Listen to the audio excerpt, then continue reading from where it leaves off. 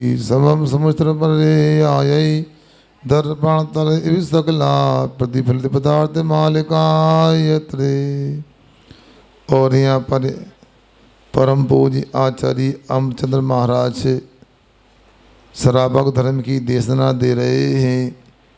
और पिछले दिनों में हमने चर्चा की कि 5 पापों का त्याग करके 5 व्रतों की उत्पत्ति होती है, जो अहिंसा, सत्य, अचौर्य, ब्रह्मचर्य और अपरिग्रह के माध्यम से प्रसिद्ध हैं। और यदि पूरी तरह से त्याग करते तो महाव्रत होते हैं, और यदि मान लो आंशिक रूप से त्याग करते तो अणुव्रत होते हैं। इन अणुव्रतों के साथ में, महाव्रतों के साथ में रात्रि भोजन की चर्चा विशेष रूप से की गई है। हम लोगों को ऐसा लगता है कि रात में भोजन यदि नहीं करेंगे तो प्राण दूर हो जाएंगे, प्राण चले जाएंगे। ऐसा नहीं, प्राणों की यदि रक्षा करना है तो अपने लिए उचित समय में भोजन करना चाहिए। आप लोगों को ध्यान रखना चाहिए, असमय में किया गया भोजन भी जहर हो जाता है। आप लोगों ने एक बात और सुनी होगी, फूड पॉइजन क्या होता है? फूड पॉइजन क्या होता है बताओ? हैं, मतलब भोजन जहर हो जाता है। अब ये फूड पॉइजन को लेकर जब भी आपने सुना होगा, ये दिन के भोजन में ऐसा हुआ कि रात के भोजन में हुआ। जब भी सुनोगे अधिकांश रात के भोजन में फूड पॉइजन की बात आती है, क्योंकि रात में स्थिति ये बन जाती है कि लोगों को दिखता ही नहीं। अब रात में भोजन कैसे बनता है? भले ही आज बिजली आ गई, आज बल्ब का उजाला हो गया, मगर बनता है। अभी टेंट वाले पर्व के बाद में टेंट निकालने आए थे, उधर उनका भोजन बन रहा था तो पूरा अंधेरा था, बस भट्टी की स्टोव की आग दिख रही थी और कुछ नहीं दिख रहा था, और भोजन बनाए जा रहे थे। हमारी नज़र पड़ी, इन्हें कैसा कर्म का उदय बताओ, इनको कोई समझाने वाला भी नहीं, इतना पुण्य का उदय नहीं कि इनको बात समझ में आ जाए। अब ऐसे अंधेरे में भोजन बनाओगे तो क्या होगा उससे? क्या सुना? ये अपने को सोचना है, समझना है। क्या अपने लिए भोजन कब करना है, कैसे करना है, ये सोचना है। अब देखो, पाठशाला के बच्चे आए थे, हमने कहा उनको वहीं बैठा के खाना है, और बच्चे बाहर लेके आने लगे। बताओ, ये उनको बताना है, समझाना है, क्योंकि कहाँ खाना कैसे। सड़क में भी लोग खाते रहते चलते चलते। हमने पाठशाला में जो स्वल्पाहार चालू किया उसको लेकर बता दें। कई लोग कहते हैं पाठशाला में 6 दिन पढ़ाते हो, लोभ नहीं करना चाहिए, लोभ पाप का सबको याद है। मगर आप पाठशाला में फिर नाश्ता क्यों कराते हो? हम कहते हैं नाश्ता नहीं कराते, रविवार के दिन 1 नहीं 2 कक्षाएं लगाते, how to worship and how to eat. मतलब बोलो ना, कैसे पूजन करें और कैसे भोजन करें, खाना नहीं भोजन करें। ये तरीका भी आपको सीखना चाहिए। इसलिए आप लोगों को ये भी पता होना चाहिए कि भोजन जहर का होता कैसे होता है, मगर हम लोगों को कुछ भी तो समझ में नहीं आता है। आप लोग न दिन का भेद रखते ना रात का भेद रखते हैं। एक संप्रदाय ऐसा, वो रात में खाता है, दिन में नहीं खाता है। जब उसका 1 महीना आता है अपनी तरीके से भाई आराधना करने का, तो भाई क्या करता है? रात में खाता, दिन में नहीं खाता। तुम दिन में भी खाते हो, रात में भी खाते हो, आखिर कैसे काम चलेगा? आप लोगों ने बाजार की आटा चक्की देखी कभी? जब खुलती है तब देखना एक बार, कम से कम मेरी बात मानना। जब बाजार में आपके मोहल्ले में आटा चक्की हो, जब वो आटा पीसने के काम की ना रह जाए, खोलते हैं उसको, टाकते हैं ना, उस दिन जाना, चक्की देख के आना, कम से कम 1 मिनट रुक जाना, ज़्यादा नहीं। कितना क्या होगा, कितनी बदबू आती है, आटा कितना सड़ जाता है, ये आपको जानकारी मिल जाएगी, पता लग जाएगा। मगर हैरानी की बात है, हम अपने शरीर को लेकर ऐसा कुछ नहीं समझते हैं। शरीर को लेकर के तो ये समझते हैं कि खाते जाओ, दिन में भी और रात में भी, सुबह भी और शाम को भी। ये क्या, ये सब फूड पॉइजन का कारण बनता है, कैंसर आदि इन्हीं के माध्यम से होते हैं। तो मैं आपको एक बात बता रहा हूँ, क्योंकि यहाँ पर रविवार का दिन है कि अपने को, अपने जीवन को सार्थक कैसे करना चाहिए। तो ये पुरुषार्थ सिद्धि उपाय के माध्यम से पहले चर्चा करते हैं, बाद में बच्चों की अनुकूल चर्चा भी हम करेंगे जब बच्चे आ जाएंगे। अभी 135 नंबर का श्लोक देखो क्या कह रहे हैं यहाँ पर। इत्यत्र इत्यत्र तृतीयात्मनि तृतीयात्मनि मार्गे मार्गे मोक्षस्य मोक्षस्य ये सहित कामा अनुपर्तम अनुपर्तम प्रयतन्ते प्रयतन्ते प्रयांति प्रयांति ते ते मुक्ति मचरेण मुक्ति मचरेण। प्रियांश तो पुस्तक ले लो, बंद कर दो मोबाइल। इत्यत्र इत्यत्र तृतीय आत्मनि मार्गे मोक्ष से स्वीति कामा मार्गे मोक्ष से स्वीति कामा अनुपर्तम प्रयतन्ते अनुपर्तम प्रयतन्ते प्रयांति ते मुक्तिमाचरेणे प्रयांति ते मुक्तिमाचरेणे। इत्यत्र तृतीयात्मने मार्गे मोक्ष से स्वीते कामा अनुपर्तम प्रयतन्ते प्रयांति ते मुक्तिमाचरेणे। बोलो।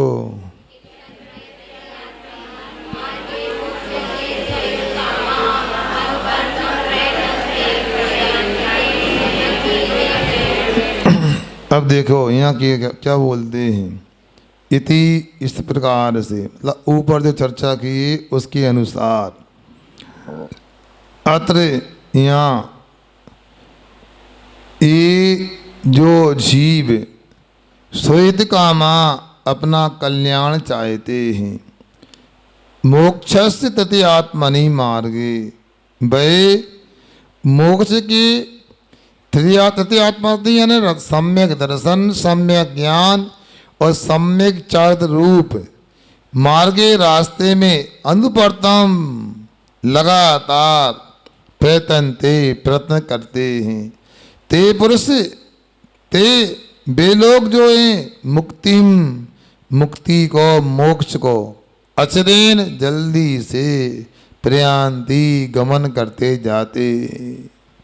क्या कहा, जो लोग अपना कल्याण चाहते हैं, जो हित चाहते हैं, सुखी होना चाहते हैं, वे रत्नात्रय को अंगीकार करते हैं, रत्नात्रय की आराधना करते हैं और जल्दी से कहाँ जाते हैं, वह मोक्ष को प्राप्त कर लेते। सब लोग सुखी होना चाहते, सब चाहते हैं सुख मिल जाए। जो यहाँ पर नहीं आए वो भी सुख चाहने के लिए अपने अपने प्रयत्न कर रहे हैं।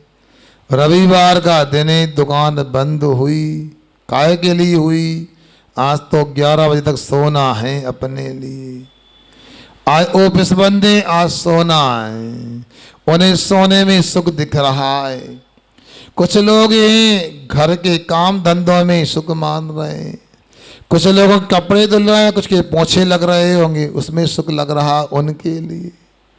कुछ लोगों के लिए नाश्ता तैयार हो गया, उसका स्वाद ले रहे हैं, चम्मच मुंह में होगी उनकी। कुछ लोगों के मुख में ब्रश अंदर होगा, रगड़ रहे हैं बास बिसन के सामने गैलरी में खड़े होके।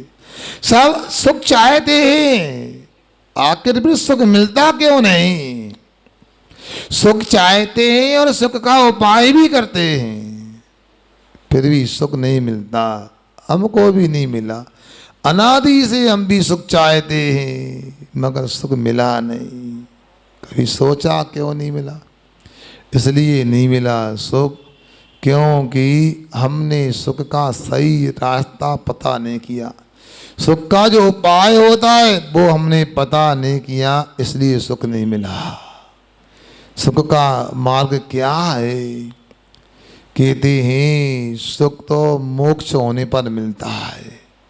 मोक्ष क्या होता है भाई? सब प्रकार के विकारों से आत्मा का जुदा होना मोक्ष होता है भाई। सब प्रकार के विकारों से, परद्रव्यों से आत्मा कैसे छूटेगा, मुक्त होगा?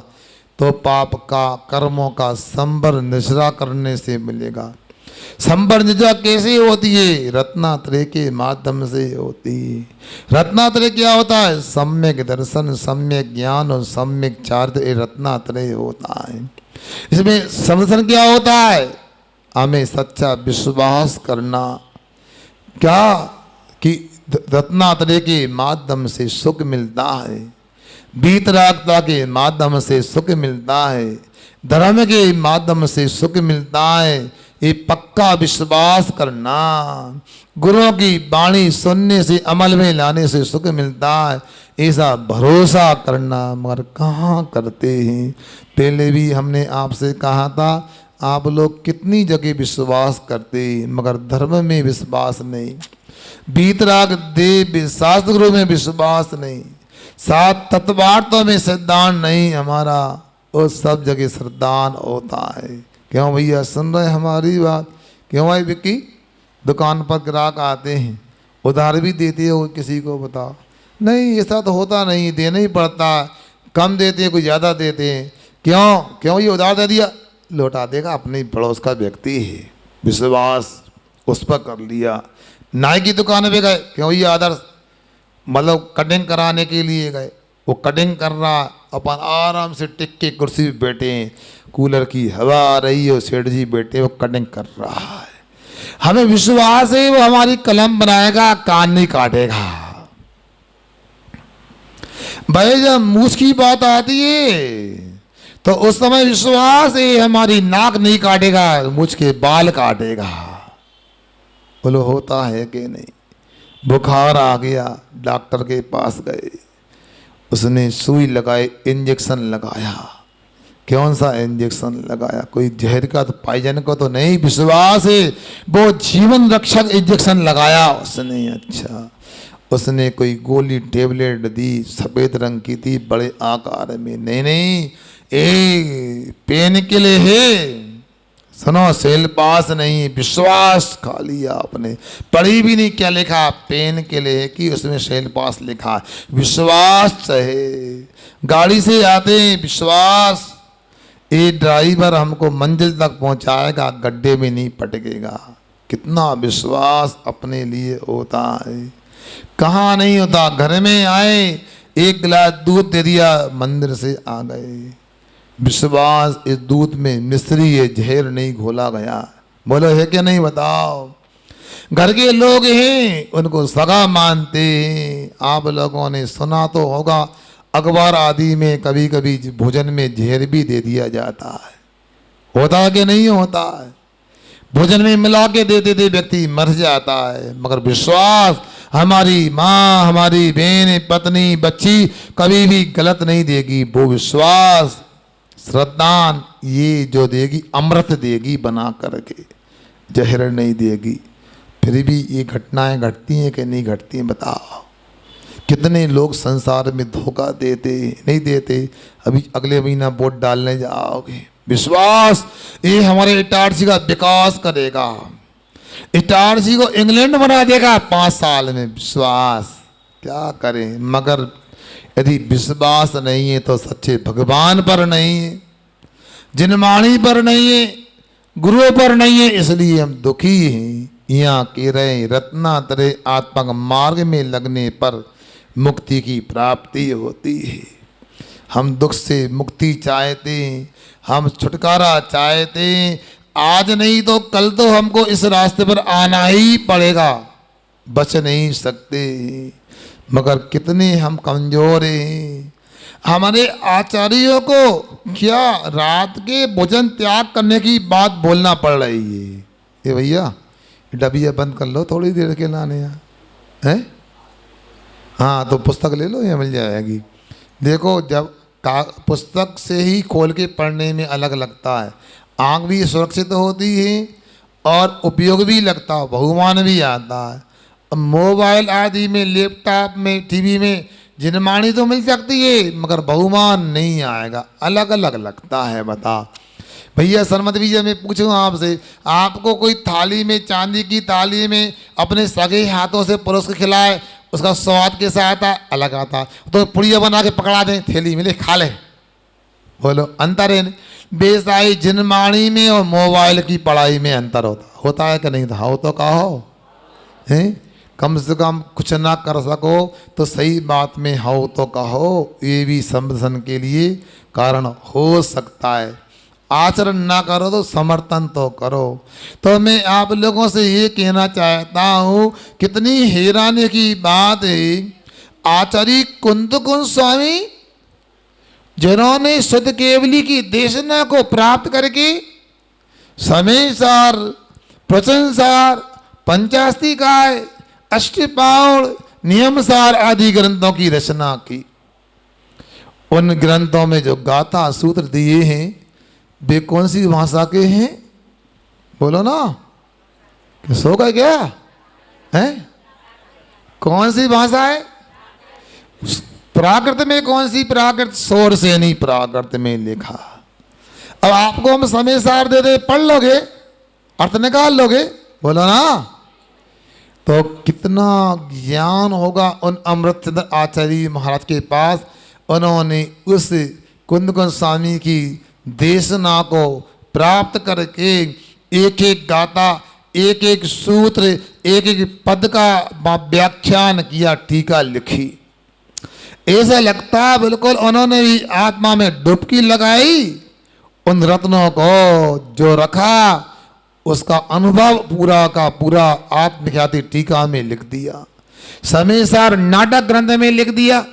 ऐसे अमृतचंद्र आचार्य महाराज जो ऐसे एकत्व विभक्त शुद्ध आत्मा की देशना करने वाले, आत्मा की बात का व्याख्यान करने वाले आचार्य, वो यहाँ अपने लिए विशेषकर श्रावकों के लिए, कपड़े वालों, ग्रस्तों के लिए वो उपदेश दे रहे हैं, धर्म का यहाँ सूत्र बता रहे हैं। और कितनी स्थूल बात, आत्मा की चर्चा इसलिए नहीं की उन्होंने कि आप लोगों को अभी वो पात्रता नहीं, भूमिका तैयार नहीं। उन्होंने कोई सिद्धांत की बड़ी बातें नहीं कही क्योंकि आपको अभी समझ में नहीं आएगी। उन्होंने तो आपको बहुत सीधी सादी बात कही है कि महावीर के गए सभी से वो जैनी के लाएगा, दिन में भोजन छान के पानी रोज जनालय जाएगा, रोज जनालय जाएगा। क्यों आई प्रियांशु? मंदिर हुआ है? कब गए थे बताओ तो हैं? अब अपन जैनी कैसे खिलाएंगे, मंदिर नहीं जाएंगे? सुन रहे ना? अब सोचो, विचार करो, रात में खाएंगे या अरंत, जैनी कैसे खिलाएंगे बताओ? क्यों वही शर्माती? अंचना पानी पिएंगे तो क्या होगा बताओ? क्या जैनी खिलाने के हकदार होंगे हम लोग? मैंने पहले भी आपसे कह दिया, अभी भी मैं आपसे कहना चाहता हूँ, हमारी बात को समझो। क्या बच्चे का गए क्या हैं? अच्छा अच्छा, कोई बात नहीं, रास्ता खोल दिया होगा आप लोगों ने। बच्चों के लिए तो माता पिता तैयार रहते हैं कौन सी गली से निकालना उनको। हैं बच्चे से पूछे क्यों तो पाठशाला क्यों नहीं आए? मम्मी पहले कह दिया वो स्वास्थ्य खराब था, रात में देर से नींद आई इसलिए वो सो रहा था। मतलब ये आप लोग यदि ऐसा करते हैं, बच्चों को संस्कारों से दूर रखते हैं, पाठशाला से दूर रख दे, याद रखना तो माता नहीं कुमाता कहलाओगी, पिता नहीं कुपिता कहलाओगे। और बच्चे तो भोले वाले, उन्हें उतना पाप लगने वाला नहीं जितना माता पिता को पाप लगने वाला है। सुन रहे हमारी बात? इटारसी में 200-250 घर की समाज है जो चारों पांचों मंदिर में चैत्यालय में विभाजित है। सबके बच्चों को देखे तो मैं कहता हूँ 500 बच्चे निकलेंगे, मगर आप लोगों को सोचना है कोचिंग वगैरह में तो लाइन लगी, ढेर लगा। यहाँ यदि बच्चे नहीं आते जरूर कहीं नहीं गड़बड़ी, तो अपने आप की जांच कर लो आप लोग। ये अच्छा नहीं हो रहा, संकेत ठीक नहीं। अभी मैं आज इधर गया था, पुरानी इटारसी में जंगल गया था, वहाँ देख करके आया। बताओ, हजारों रुपए खर्च कर रहे हैं बच्चों के लिए, कोचिंग की व्यवस्थाएं, लाइब्रेरी की व्यवस्थाएं।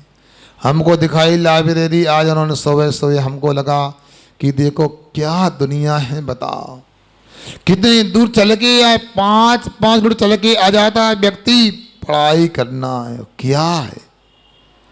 और पाठशाला के नाम सब कष्ट अनुभव करते, सुख कैसे मिलेगा, आखिर हम कहाँ जा रहे हैं, कौन समझाएगा इनके लिए कि रात में भोजन करना ठीक नहीं।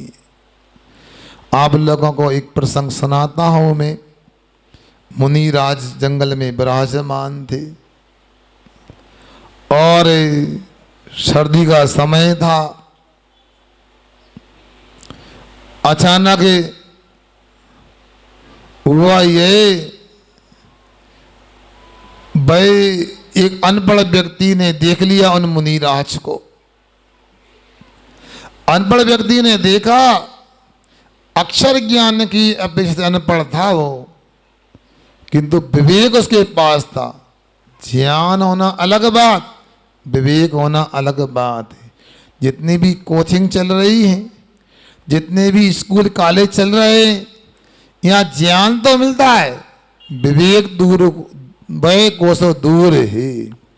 विवेक नहीं होगा तो पढ़ाई का कोई मतलब नहीं, और विवेक होता तो पढ़ाई का फिर भी कोई मतलब नहीं। क्या सुन रहे ना? पूत सबूत तो का धन संचय, और पूत कपूत तो का धन संचय। यदि पुत्र समझदार होगा तो तब भी कोई दिक्कत नहीं, स्वयं कमा लेगा। अरे आगे से ला, पीछे से लाओ।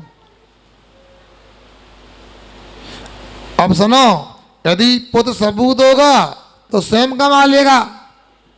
बच्चों को आगे बढ़ा लो। हाँ, और इसके बाद में यदि कपूत होगा, कितना भी कमा के रख दो, कुछ नहीं होने वाला है, कुछ नहीं बनने वाला है। अब सुनो, फिर क्या हुआ भाई? ग्वाला अक्षर ज्ञानी नहीं था, पढ़ा लिखा नहीं था, मगर भाई बंधुओं, भाई क्या था? विवेक ही था। और जैसे ही मुनि महाराज से मिले और मुनि महाराज को देख करके बड़ा प्रभावित हुआ, बहुत ही अच्छा लगा। उस बच्चे को ऐसा लगा कि दुनिया की चीज मिल गई, और उसने मुनिराज के माध्यम से ऐसा कुछ प्राप्त किया, और कालांतर में जाकर के वो नगर के सेठ जी के यहाँ भाई जन्म ले चुका था। जब गर्भ में आया था तो उसकी माँ को कुछ सपन आए थे। सुना दूँ आप लोगों को? बच्चों सपना आते हैं, तुम लोगों को नहीं आते हैं? काय के सपना आते हैं? चॉकलेट के सपना आते हैं, बिस्कुट के आते, काय के सपना आते हैं, साइकिल चलाने के आते हैं, सपने तो आते हैं। और उस माँ को सपन आए, उन्होंने सपन में क्या देखा? सुनो ध्यान से। उसमें उन्होंने देखा, सबसे पहले एक ऊंचे कंधे वाला, ककुत वाला बेल घर में प्रवेश कर रहा है। इसके बाद देखा एक कल्प वृक्ष उसने। इसके बाद तीसरा देखा चंद्रमा देखा, निष्कलंक पूर्ण कलाओं से युक्त चंद्रमा देखा, और अंत में उसने स्वप्न में देखा निर्धूम अग्नि देखी। कितने स्वप्न हो गए बच्चे? पहला स्वप्न क्या? पहला स्वप्न क्या? दूसरा स्वप्न क्या? क्या? काल प्रकाश। तीसरा स्वप्न क्या? चंद्रमा। क्या? क्या? चंद्रमा। चौथा स्वप्न क्या? धुआं रहित अग्नि, निर्धूम अग्नि। 4 हो गए ना? पहला कौन सा? दूसरा? तीसरा? चौथा? बहुत अच्छा। बड़ों को याद हुए नहीं हुए बताओ। अब जैसे ही 4 स्वप्न देखे नींद खुल गई उसकी माँ की। जब नींद खुल गई अब क्या करें? तो अब सुबह हो गई, भगवान की भक्ति करना है, दर्शन करने जाना है। सुबह होकर कहाँ जाते हैं आप लोग? कहाँ जाते हैं? अच्छा बताओ बच्चों, कितने लोग सुबह से मंदिर जाते हैं? बच्चों बताओ। क्यों मंदिर नहीं आते? अब क्या करें, बब्बा चलेगा सबका काम हो गया। बाबू क्यों अक्षत मंदिर जाते हो रोज? बहुत अच्छा। अब अच्छा संडे को छुट्टी में जाते हैं, ठीक है। मगर स्कूल तो पूरी दिन चलता है कि शाम को छुट्टी तो होती है ना? हाँ ठीक है, चलो पाठशाला जाते तो उसमें जाते हैं। अब सुनो, अब फिर क्या हुआ? उसको 4 स्वप्न आए, मगर स्वप्न क्यों आए? ऐसे स्वप्न तो कभी नहीं आए। इसका अर्थ क्या होता है? उस सेठानी ने अपने जीवन साथी से पूछा। सुन रहे कि सो रहे तुम लोग? ऐसा लग रहा है मन कम लग रहा है तुम लोगों का। लग रहा है मन? बोलो तो। हाँ तो हमको सुनो। अब क्या हुआ? उन्होंने अपने जीवन साथी से पूछा कि रात में ये गजब के स्वप्न आए, कभी नहीं आए। क्या स्वप्न आए? उसने अपने पति को, जीवन साथी को बताए। सेठानी ने स्वप्न, मगर हैरानी की बात ये रही कि उनसे पूछा इसका अर्थ क्या होता है? शेर जी कहते मुझे भी समझ में नहीं आ रहा, ये स्वप्न का क्या फल होता, क्या अर्थ होता है? क्या किया जाए बताओ? इन 4 स्वप्नों का क्या मतलब होता, क्या अर्थ होता, कौन समझाएगा इसके लिए? फिर क्या था? शेठ जी कहते हैं घबराने की बात नहीं, मुनि महाराज से विशेष सियाने होते हैं। कौन? ए बच्चों शांत करो इनको, टीचर लोग बगल में बैठा करो, बच्चों के बगल में। अब सुनो, तो स्वप्न के फल महाराज से पूछने गए और विश्वास था महाराज जरूर इसका समाधान कर देंगे। महाराज जी से पूछा, महाराज जी ये 4 स्वप्न आए हैं, आज हमको इन 4 स्वप्न का क्या अर्थ होता है? तो महाराज जी ने 4 स्वप्न का, भैया अभी से करना है, आगे नहीं आना। हाँ 4 स्वप्न में क्रम से बताया। जो आपको प्रथम स्वप्न आया, जो आपने ऊंचे कंधे वाला बेल देखा है, इधर देखो, सुनो। हाँ ऐसा है। हाँ ये 3 पर्दा लगवा देना कल से, ताकि इनकी नज़र उधर न जाए। तो फिर क्या हुआ? और पहला कौन सा स्वप्न था? बेल था। तो उन्होंने कहा आपके गर्भ में एक मोक्षगामी जीव आ चुका है। भली सेठ जी सेठानी जी को कि भाग्य हमारे, आप पधारे। कौन पधारे? भगवान बनने वाले पधारे। और इसके बाद फिर क्या हुआ? पूछा महाराज जी दूसरा स्वप्न कल्प वृक्ष आया था, उसका अर्थ क्या हुआ? ये सुनो बच्चों। तो महाराज जी कहते हैं जो जीव आपके परिवार में जन्म लेने वाला है वो कभी धन के अभाव में नहीं रहेगा, ऐश्वर्यशाली होगा। उसके लिए कभी धन का मोहताज नहीं होना पड़ेगा। बिना व्यापार के, बिना नौकरी के खूब पैसा मिलेगा। और खुशी हो गई उनको। तो अब सुनो आगे महाराज जी, चंद्रमा देखा था, ऐसा चंद्रमा एक भी उसमें धब्बा नहीं था, निष्कलंक था। महाराज इसका क्या फल होगा? महाराज ने कहा वो अनेक प्रकार की बाधाओं में फंसेगा किंतु कलंकित नहीं होगा, निष्कलंक रहेगा।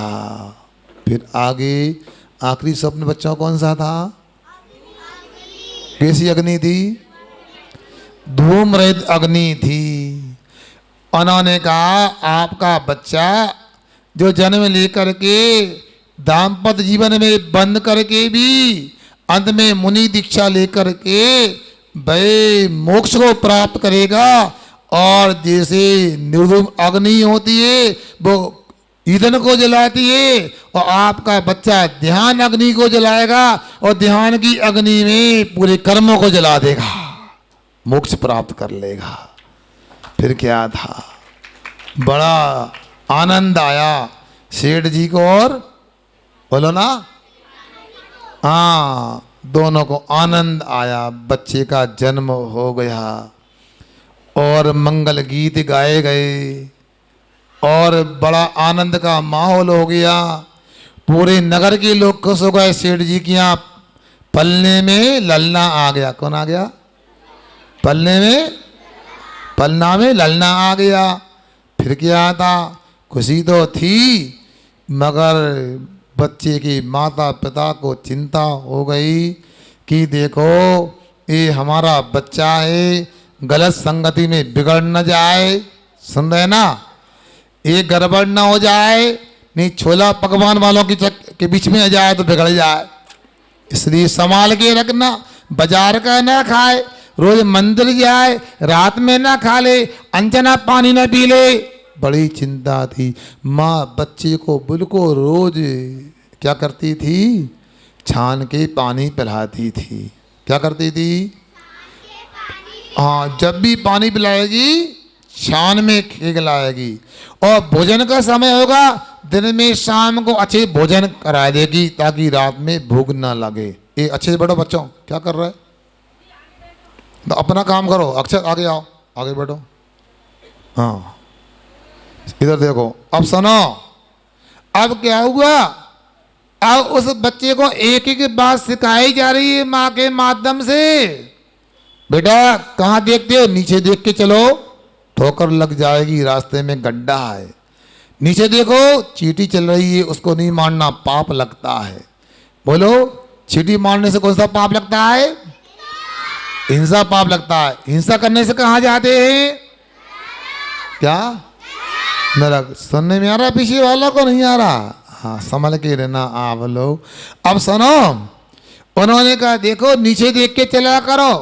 यदि मंदिर गए, अपनी जेब फटी थी और जेब में चाबी रखी थी, गिर गई, नीचे देख करके लौट के आएंगे तो क्या होगा? अपनी चाबी मिल जाएगी। इसलिए नीचे देखे 3 गुण, पड़ी वस्तु मिल जाए, ठोकर पग में ना लगे, जीव दया पल जाए।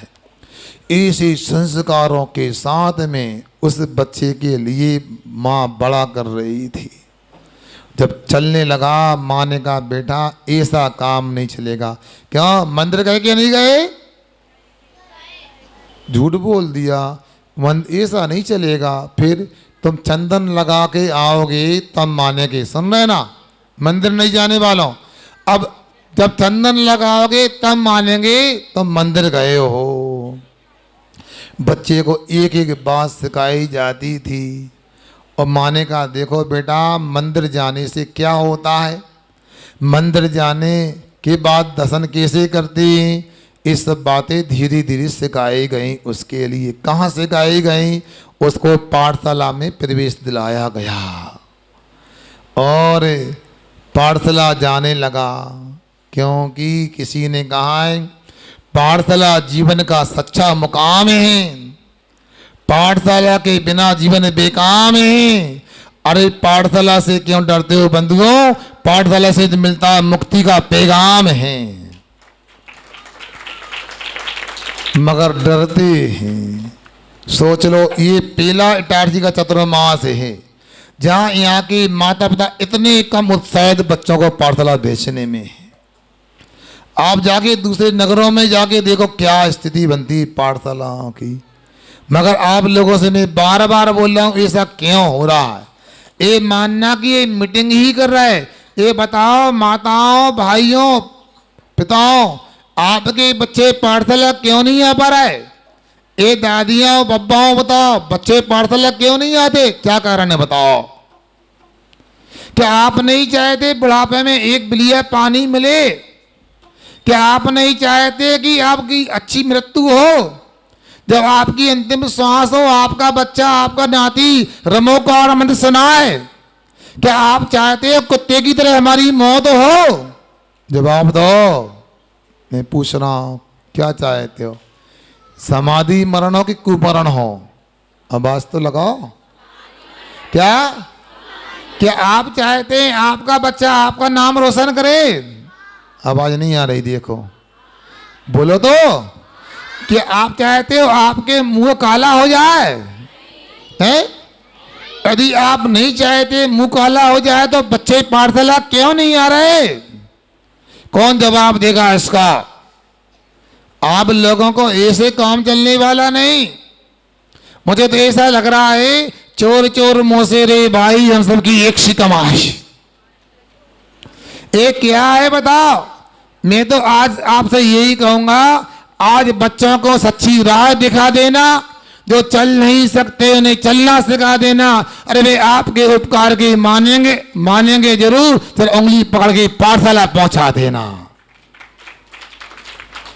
दुनिया में आप छोड़ के जाते हैं तो क्या पाठशाला छोड़ने क्यों नहीं आते? छोटे बच्चे हैं तो।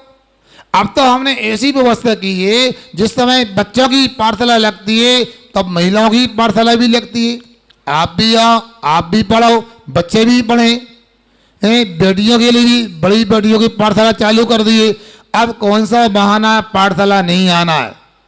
याद रखना, एक नहीं 50 चतुर्मास करा लेना, और मेरा नहीं मेरे गुरु का भी करा लेना।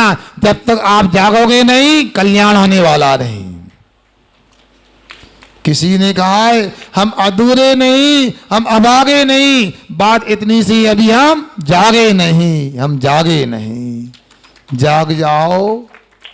बड़े बड़े मकान बन रहे हैं, बड़ी बड़ी अट्टालिका हैं पूरे लाइन एरिया में, सूरजगंज में, नेहरूगंज में, न्यास कॉलोनी में, कावेरी में, पुरानी इटारसी में। मगर याद रखो मैं क्या बोल रहा हूं। मंदिर बनाए, धर्मशालाएं बनाई, और क्या बनाओगे? अगर संस्कार न बना पाए जंगली हो जाओगे, जंगली हो जाओगे। अब मुझे कहने में फर्क क्या है? जंगली क्या होते हैं भैया? मैं तो खुले मन से बोल रहा हूं। अब तो मेरा मन बन गया है, जो भी पुरुष आहार दे पहले कमरे में आंखें मिले।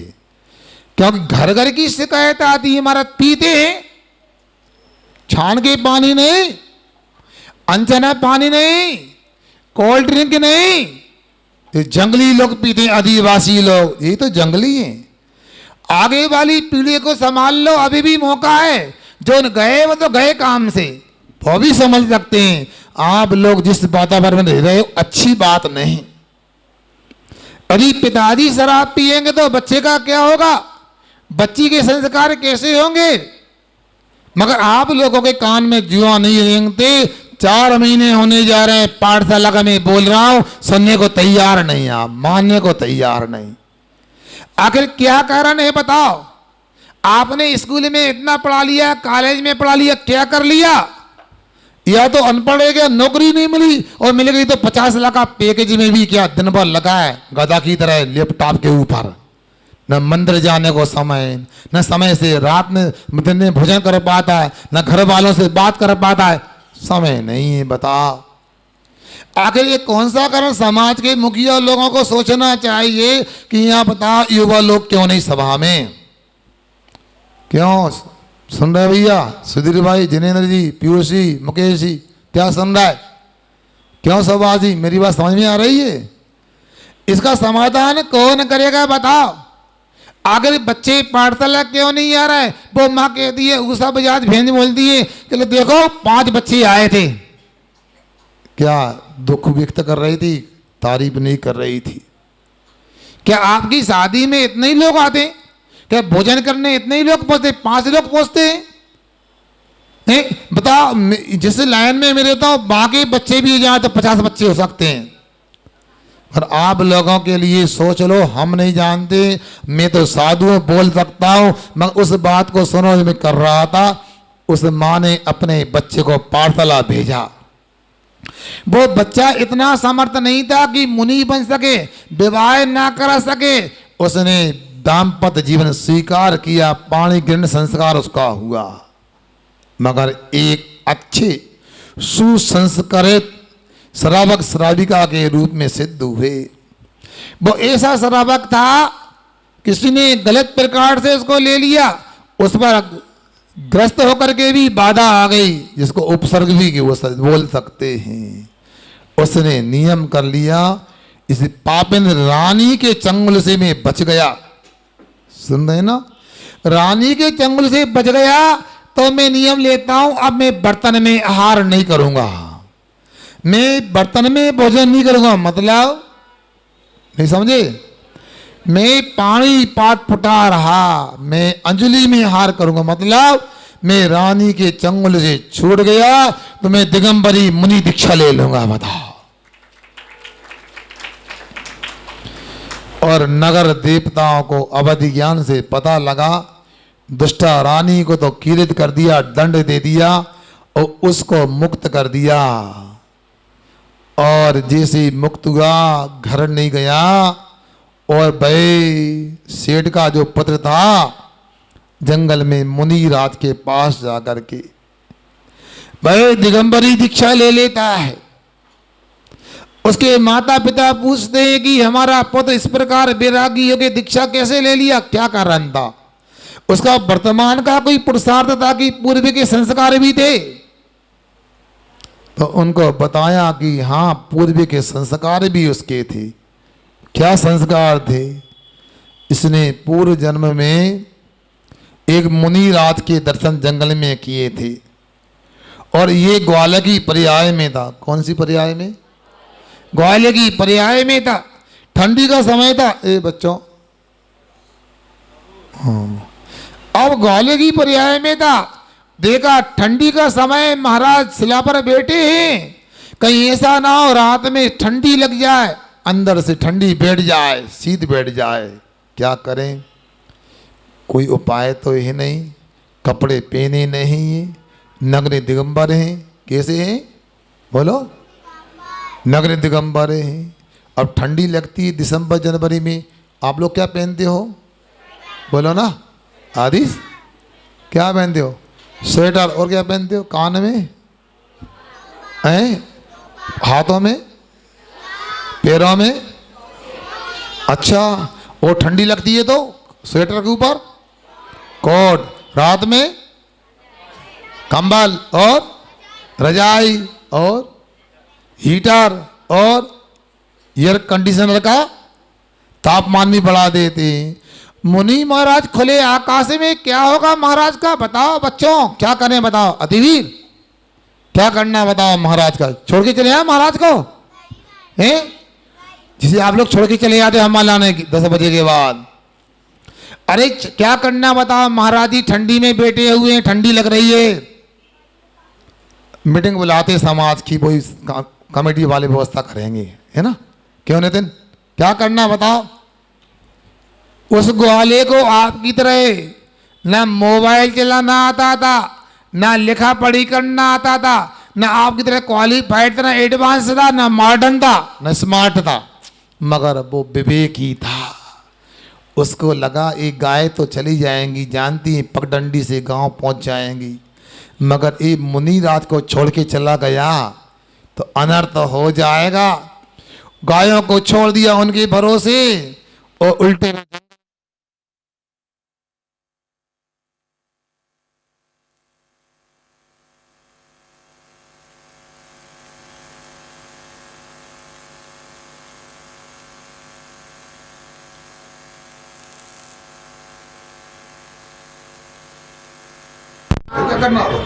और लकड़ियों को बटोरा और लकड़ियों को इकट्ठा किया, और मुनि महाराज बैठे थे सावधानी से पर्याप्त दूरी रख करके चारों तरफ लकड़ियों को बिछा दिया। फिर क्या किया? क्या कैसे जला दी? हाँ, बच्चे होशियार नहीं आगे होता। हाँ, एक पत्थर होता है, लोहा से टकराता, आग निकल आती है उससे। तो उन्होंने लकड़ियां जला दी।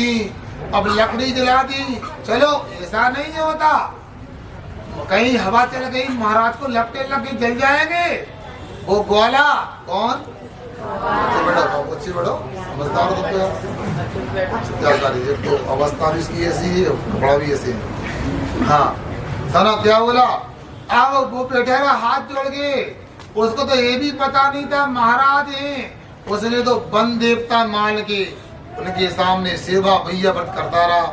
और सुबह हुई और सुबह होते ही महाराज का ध्यान पूरा हुआ और उन्होंने क्या किया? दिग्बंधना की, आवट आदि किए।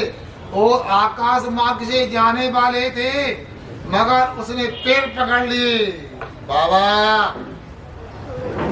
उनको दया आई कि पूरी रास्ते बैठा है और भव लगता, आसन भव लगता है, यदि मोक्ष आएगा ऐसा लगता है इसको देख करके। और उसने कहा बाबा बोलो, आशीर्वाद दिया, धर्म लाभो तू धर्म लाभो। बाबा बोलो, क्या बोल रहे बार बार बाबा बाबा करते हो? मेरी गरीबी दूर कैसी होगी? क्या उसने अपना जिज्ञासा रखी, मेरी गरीबी कैसे दूर होगी? किसने बोला? किसने बोला? किसने बोला? महाराज से बोला। अब फिर क्या हुआ? महाराज को भी बड़ा अच्छा लगा, कितना भोला वाला है, बने मायाचारी नहीं करता। और उन्होंने कहा अच्छा गरीबी दूर चाहते हो? हाँ मैं यही चाहता हूँ गरीबी दूर हो जाए। ऐसा कर लो, एक मंत्र ले लो। क्या? एक मंत्र ले लो। इस मंत्र को पढ़ा करो, सुबह दोपहर में शाम को पढ़ा करो, हमेशा पढ़ा करो। यदि ये मंत्र पढ़ोगे तो आपकी गरीबी हमेशा के लिए दूर हो जाएगी। क्यों बच्चों, तुम लोग गरीब होना चाहते कि अमीर होना चाहते हो? बोलो ना। बड़े बच्चों गरीब होना चाहते हो कि नहीं?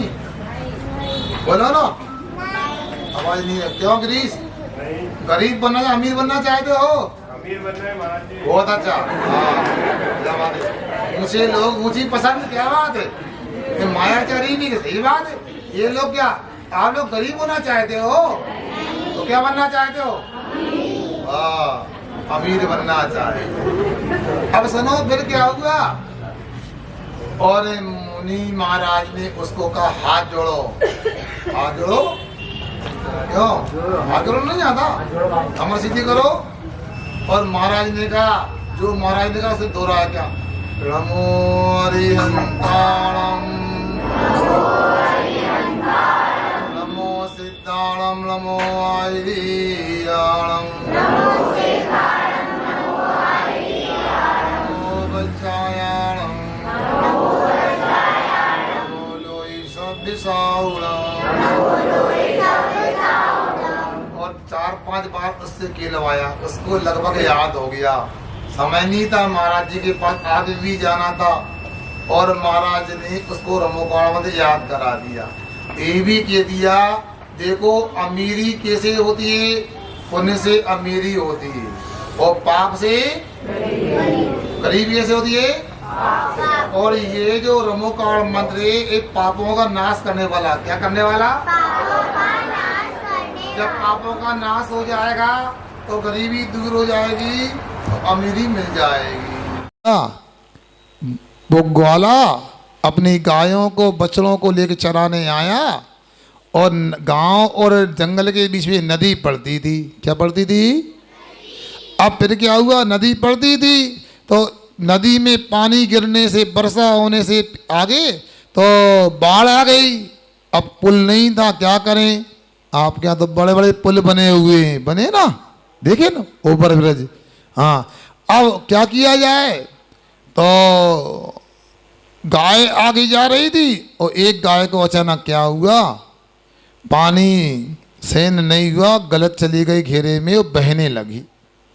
अब बहने लगी तो जिनकी गाय है वो उनको क्या जवाब दूंगा, गाय को बचाना भी जरूरी है और सेठ को जवाब देना भी जरूरी है। और गाय को बचाने के लिए वो नदी में कूदता है, किंतु कूदता है तो डर तो लगता है, उसको लगा नहीं, महाराज जी ने कहा था रमोकाल मंत्र पढ़ने से गरीबी दूर हो जाती है, अमीरी हो जाती है, और इतना ही नहीं संसार का भय किनारा भी मिल जाता है। जब रमोकाल मंत्र से गरीबी दूर हो जाती है, संसार का किनारा मिल जाता है, तो नदी का किनारा क्यों नहीं मिलेगा। श्रद्धान था किस पर, रमोकाल मंत्र पर, और उसने रमो अरहंताराम बोल के छलांग लगाई और सीने में ठूट लग गया और वह ग्वाला मर करके आपका पुत्र हुआ और पुत्र होकर के आज मुनि बन गया। और इसमें पाठशाला के भी बड़े संस्कार थे। जब तक घर में रहा पाठशाला के संस्कार प्रति समय दिखते थे, हर काम में दिखते थे। व्यापार में ईमानदारी करता था, भोजन देखकर खाता था, पानी छान के पीते था, कभी किसी को गलत नजर से नहीं देखता था। ऐसे अनेक प्रकार के गुण आपके पुत्र में थे और जैसा आपको मुनिराज ने बताया था वैसा ही हुआ कि अब ये मुनि बन गया और मुनि बन के ध्यान लगाया, अनंत अवस्था प्राप्त हो गई और केवल ज्ञान की प्राप्ति हो गई। और आयु के अंत में अघातीय कर्मों का नाश किया और उसने मोक्ष को प्राप्त कर लिया। आत्मा की पूरी संपदा प्राप्त हो गई, अनंत काल के लिए गरीबी भी दूर हो गई और सुख भी प्राप्त हो गया। अब आप लोग सुखी होना चाहते हो तो ऐसा तो कोई औषधि तैयार हुई नहीं कि घोल के पिला दे सुखी हो जाओ। मोक्ष मार्ग में लगोगे तो सुखी होंगे। वो मोक्ष प्राप्त किया उस पाठशाला के बच्चे ने, उसका नाम क्या था पता आप लोगों को? या वो आपके वर्तमान के भारत के बिहार प्रांत की राजधानी पटना के गुलजार बाग से मोक्ष गया, उसका नाम है सुदर्शन सेठ। कौन भाई? सुदर्शन सेठ थे जिन्होंने केवल ज्ञान और मोक्ष को प्राप्त कर लिया। एक रमोकाल मंत्र सीखने से मोक्ष प्राप्त हो सकता है। आपका बच्चा और आप रोज पाठशाला पढ़ने आएंगे तो क्या नहीं हो सकता है।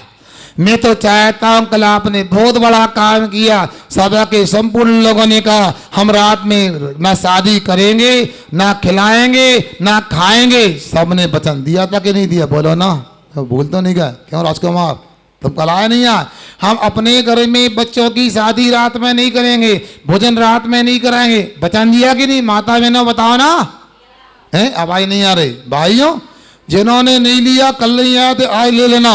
मगर मैं कहना चाहता हूँ ये तो करना अच्छा है, मगर आज मुझे ये वचन दे के जाओ हमारा बच्चा जैसे भी हो हम पाठशाला जरूर रोज आएंगे। हमें अपने परिवार का भाई नाम रोशन करना है, हमारा मुख काला नहीं कराना है, हमें सच्चा जैन बनना है, अच्छा जैन बनना है। आज से पूरे परिवार के बच्चे अलग अलग जो पाठशालाएं न्यास कॉलोनी में, गांधीनगर में, लाइन एरिया में जरूर बच्चे वाले 5 मिनट के लिए आए, पाठशाला जरूर आएंगे। कितने लोग तैयार है भेजने को? जरा हाथ ऊंचा करना। ये प्रियांश तो बैठे रहोगे हैं? क्या सुना? सबके हाथ चाहिए ऊंचे, मुझे भाने नहीं चाहिए। देखो क्यों भैया बोलो ना, बातें ज्यादा करते हैं आप लोग। ये हाथ ऊंचा करो। क्यों? हाँ ताराचंद जी बताओ, बच्चों की चिंता करना है, बालकों की, दुकान की तो हो तो गई। क्यों मुकेश जी कहाँ नाती? कहाँ है बताओ, कहाँ है नाती तुम्हारा? दिखाओ कहाँ है अंश। हम नहीं जानते आप लोगों की ना कोई बात चलेगी ना कोई बहाना चलेगा, सबको पाठशाला आना पड़ेगा। एक व्यक्ति एक बच्चे को रमोकाल मंत्र से इतना लाभ मिल सकता है। अच्छा ये बच्चे सब लोग पाठशाला रोज आएंगे ना? जरा हाथ ऊंचा करना। अच्छा जो बच्चे पूजन के बाद में आए थे वो हाथ ऊंचा करो। पूजन में कल अगले रविवार को समय से आएंगे। ए बच्ची, ए शुभ की बहन, तुम बाद में आई थी ना, कल समय से आओगी ना? हाँ। अब क्यों कौन हाथ ऊंचा, कौन कौन अपने बच्चों को, नाती पोतों को पाठशाला नहीं भेजेगा? हाथ ऊंचा करो जरा। अच्छा, ए भाइयों बताओ, कौन अपने घर के बच्चों को पाठशाला नहीं भेजे? की बहुत बातें करते हो। बच्चे का तुम्हारे कब आएंगे पाठशाला? कब आए थे पता है तुम्हें? हमें मालूम है कब आए थे वे। ये तो बताओ आए हैं। ऐसा नहीं, हमने देख लिया। यदि आप लोग यदि ऐसा नहीं कर सकते तो हम भी ऐसा करेंगे। आहार तो हमें करना है। आपके चौके में जाएंगे और लगेगा आपके घर के बच्चे नहीं आते तो फिर हम रस का नीरस भी कर सकते हैं, उन्होंने भी कर सकते हैं। बड़े बच्चों को भी भेजना है। ये पाठशाला पढ़ाने वालों के बच्चे क्यों नहीं आ रहा है? पुरुष पाठशाला भी जल्दी 9:30 बजे, लड़कियों की पाठशाला भी चालू हो गई अलग से, बड़ी लड़कियों की, बच्चों की भी, बच्चों की, महिलाओं की। अब कौन सा बहाना मिलेगा पाठशाला नहीं आने का? बच्चा 30 साल का हो चाहे 22 साल का हो, 18 साल का हो, सबको पाठशाला भेजना चाहिए आप लोगों के लिए। और जो माता बहनें यदि अपने बच्चों में शक्ति नहीं बरतती हैं, आप तो कह दो यदि आप भोजन, आप पाठशाला नहीं जाओगे, कल हमारा मीठे का त्याग, हमारा उपवास करके तो देखो, उपवास में चमत्कार हो जाएगा। उपवास करके गांधी जी देश को आजाद करा सकते हैं, तो आप अपने बच्चे को, पति को भी पाठशाला भेज सकते हैं। आप ऐसा तो नहीं हो सकता। मैं नहीं जानता, सभी उम्र की पाठशालाएं चालू हुई इटारसी में। जो काम भोपाल में नहीं हुआ, भोपाल में बच्चों की पाठशाला है। यहाँ तो बच्चों की भी, बड़े बच्चों की भी, महिलाओं की भी, पुरुषों की भी, बब्बाओं की भी। अब क्या चाहिए? फिर भी डब्बा लेके घूमत रहो, बताओ, नाते के पीछे। ऐसा ना करो, समय ज़्यादा हो जाएगा। मैं इतना ही बोलना चाहता हूँ। आज रविवार का दिन है, आप शाम को तो नहीं आओगे आप लोग हैं? जरा हाथ उठाओ, कितने लोग शाम को, कितने बजे आओगे हैं? 3 बजे आएंगे। कितने लोग हाथ ऊंचा करो? अब भाई लोगों, बहुमत से पास नहीं हो रहा, कैंसिल करते तो फिर हम ऐसा कर देते। क्यों आप लोग क्यों नहीं आओगे? दुकान खोलना है क्यों? बोलो। अच्छा, कौन कौन नहीं आएगा? हाथ ऊंचा करो। क्यों वकील साहब, आना कि नहीं आना? तो फिर में अरविंद गोयल जी, दीपक वकील साहब, चिंटू वकील साहब, वकील लोग आएंगे तो काम होगा, नहीं तो कैसे काम होगा? क्यों मनीष? तो फिर में कितने बजे? हम नहीं जानते। जितने लोग यहाँ पर हैं, एक एक व्यक्ति को लेके आना। तो फिर में 3 बजे बहुत अच्छी बात बताई जाएगी। आप आओगे जब पता लगेगा कौन सी बात है। आप लोग ध्यान रखो। मैं अपनी बात को ही विराम देता हूँ। अहिंसा परमो